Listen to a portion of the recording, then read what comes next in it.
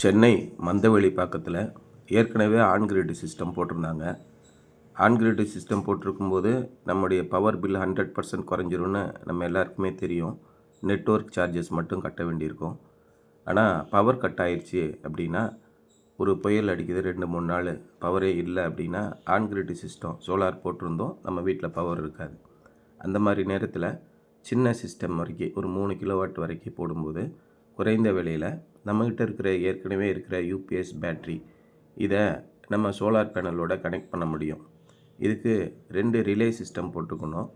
அந்த panel power இருக்கும்போது எந்த காரணத்தை கொண்டும் பேட்டரியோட கனெக்ட் ஆகாது. 100% ஆன் கிரிட் சிஸ்டமாகவே ஒர்க் ஆகும். எப்போ பவர் கட் ஆகுதோ பவர் கட் ஆகிறத சென்ஸ் பண்ணிவிட்டு அந்த ரிலே என்ன பண்ணும், ஒரு சோலார் பேனலை இந்த பேட்டரியோட MPPT மூலிமா கனெக்ட் பண்ணும். அந்த மாதிரி கனெக்ட் பண்ணும்போது சோலார் பேனல்லேருந்து வரக்கூடிய பவர் நம்ம பேட்டரியை சார்ஜ் பண்ணி நம்ம வீட்டில் எப்போயும் கரண்ட் இருக்கிற மாதிரி பார்த்துக்கிடும்.